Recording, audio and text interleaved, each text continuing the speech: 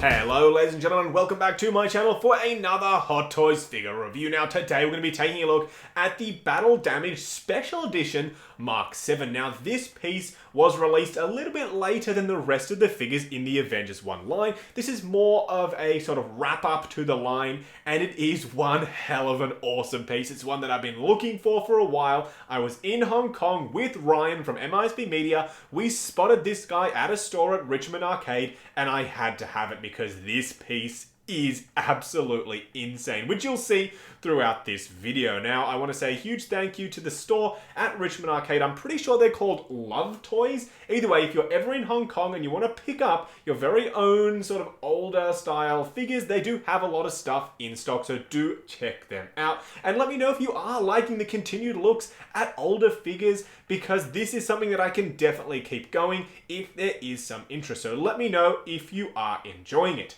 Either way, what we're going to do now is take a look at everything the Iron Man Mark 7 Battle Damage figure comes with. Now I know what you're thinking, Justin, why on earth did you pick up another plastic Mark 7?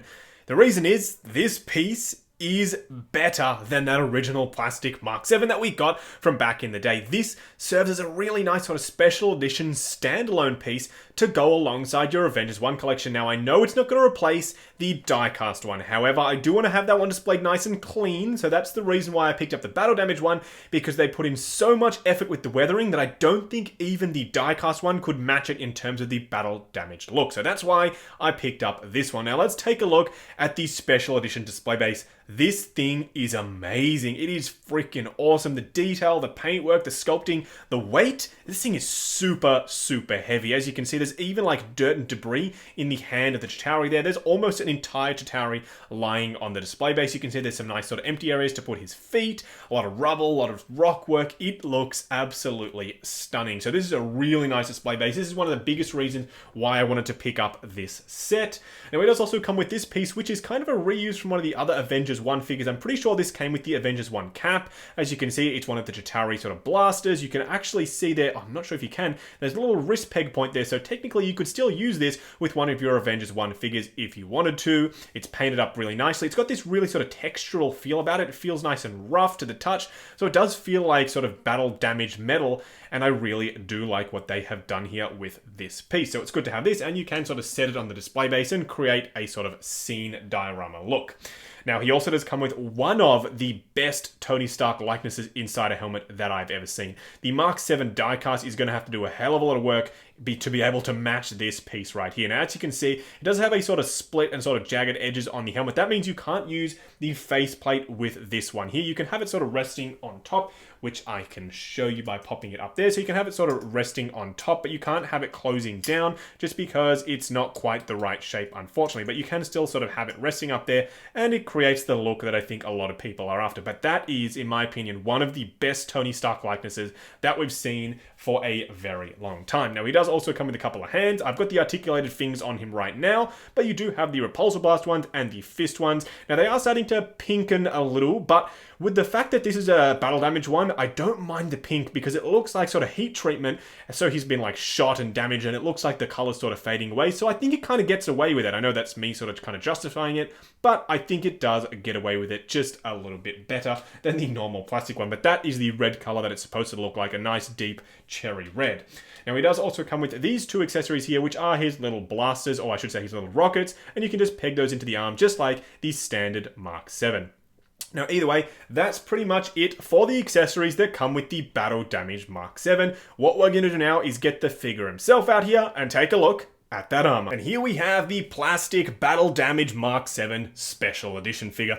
This guy looks absolutely insane in terms of all the detailing, the paintwork, the battle damage looks amazing. This is the reason why I wanted to pick up this guy. The battle damage is absolutely everywhere all over this figure. Now, you are probably noticing these little plastic tabs, and that's because back in the day, they used to have the batteries already installed in this Iron Man, and when I pulled out the plastic tabs, the light still worked, which is absolutely crazy. Either way, I might show that at the end of the video, so do stick around for the 3 poses at the outro and when I do the wrap up. But either way, the detailing on this piece is absolutely amazing. Hot Toys killed it with the battle damage look. Now, as I said, the diecast figure isn't really going to have as much battle damage as this guy does. It has some interchangeable pieces, but nowhere near the sort of length and breadth of what they have done here, and I do appreciate that. You can see it does have those sort of side pieces popped off. The little backpack pieces aren't there anymore. I mean, this guy is detailed to the nines, exactly as it was at the end of Avengers.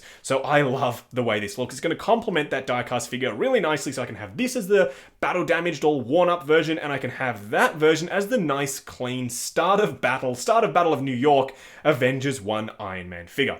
Either way, what I'm going to do now is angle the camera down and give you a look at the rest of the armor. Now, as you can see, the detail carries on really nicely throughout the rest of the armor. I really like this sort of black, dry brushing / airbrushing around all the pieces. It shows its age, as in it's like been battle damaged and worn, and I love the way that looks. Now, as you can see up on the sort of panty area, there is a little bit of pinkness starting to appear, but I think this gets away with it, as I said, because it looks like the color's been sort of faded by battle damage and gun blasts and all sorts of awesome energy attacks that have damaged all the armor. I think this gets away with it rather well. It doesn't look out of place at all because there is some sort of light spots all throughout the rest of the armor and dark spots as well. Now, all of this sort of nice silver chipping throughout the armor, I love it. It looks really good. And then there are some bigger sort of silver gashes as well.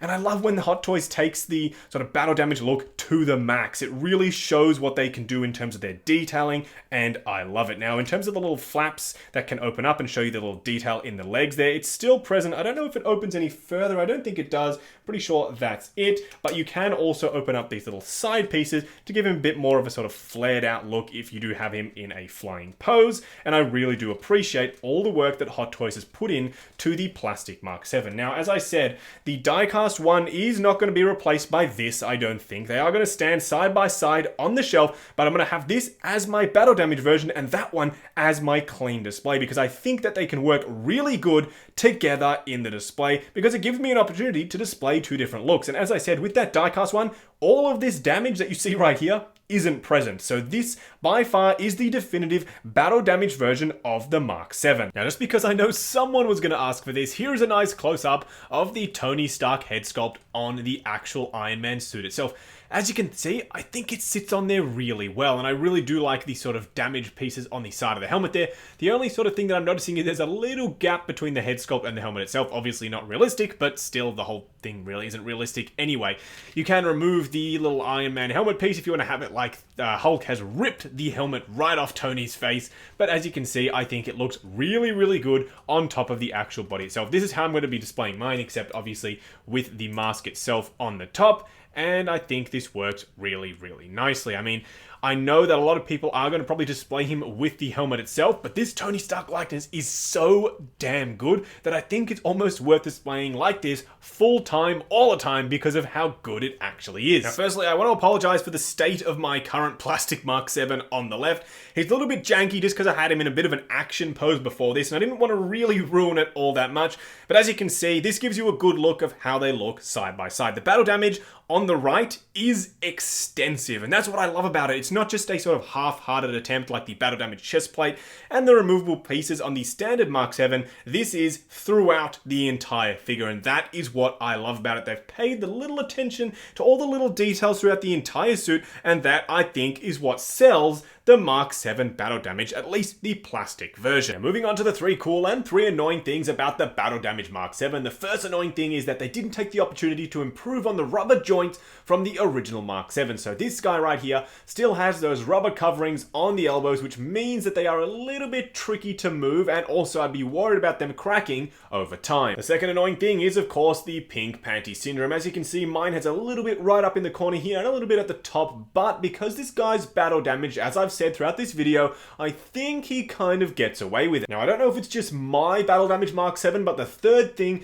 is that this chest plate doesn't seem to be removable at all, and that would have been a nice feature just to see all the intricate detail just like on the previous Mark 7. The first cool thing has to be this awesome Tony Stark portrait. This is one of the absolute best in my opinion. Now, I've turned the lighting down just a little bit so you can see how the shadows fall on it really naturally, and under this lighting even, it looks just absolutely absolutely stunning. They have killed it with this Tony Stark head sculpt. The second cool thing has to be this display base. It is so well done, so well painted and detailed, and it just sets the scene for all of your other Avengers figures to line up around it. It is absolutely awesome. And then of course, the third cool thing is all of the battle damage throughout the entire figure. As you can see, it's not just painted on, it is actually sculpted pieces here and there as well. And I absolutely appreciate that they've done every single panel on this suit of armor absolutely just as well as the front and all the main areas, because this piece looks freaking awesome. It looks like it's been through the wars,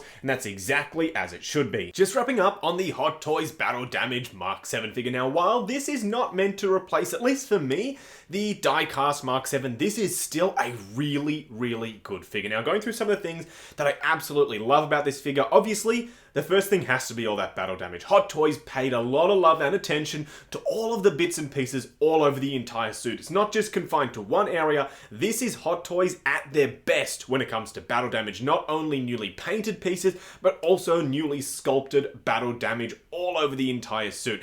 And that really does show that Hot Toys, as I said, is putting a lot of love and attention into stuff like this. Now, this is a special edition release, so it's a little bit harder to find, but I'm sure you'll still be able to find it on eBay because the plastic Mark 7 has come down a little bit in price because, of course, the die-cast one was announced. Now, the second reason why I absolutely love this piece is that head sculpt. While it's not nearly as well painted as some of the brand new releases, it's still absolutely glorious. They have killed it not only with the sculpt, but also the paintwork. The fact that it has that really sort of shiny, wet look to the blood is absolutely outstanding. Hot Toys killed it on pretty much all aspects of the head sculpt, except for the fact that you can't really have the helmet closed while having the Tony Stark head sculpt in there. Now, that also does allow for a little bit more sort of width and a little bit more depth in terms of the actual Tony Stark nose. It sticks out a little bit further, whereas if it was meant to close with the helmet itself, they wouldn't have been able to do that. So it looks a little bit more accurate than some of even the newer stuff. As I said though, the paintwork isn't quite on par with some of the brand new stuff. Now, as an overall package, I absolutely love this piece. It is 100% worth picking up if you can still find it. As I said, the prices have come down a little bit because of the die-cast Mark 7 being announced. And don't worry, when that one comes out, I might do a Mark 7 showdown video with both plastic versions and also the brand new die-cast one. Either way, that's pretty much it for this video. If you are enjoying these retro reviews, do let me know, and I will continue doing them because I'm still picking up older figures as I keep collecting. As the collection starts evolving and continues to do so, I will do these retro videos if that's something you would like to see. Also, check out Six Scale Network, the brand new awesome Facebook group. Come along and check it out. There's a whole lot of awesome photos, a whole lot of awesome content on there, and there will be giveaways going fairly regularly as well. Also, check out MISB Media. Link is down in the description for that. Like, comment, and subscribe, and we'll catch you in the next video.